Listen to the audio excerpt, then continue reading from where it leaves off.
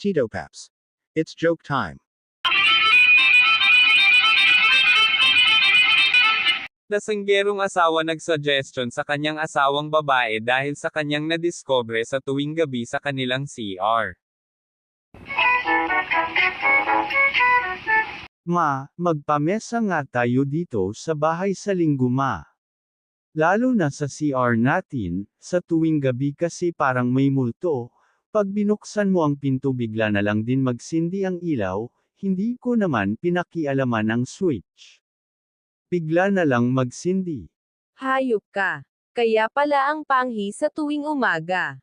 Ikaw pala ang umiihi sa refrigerator natin. Finish na.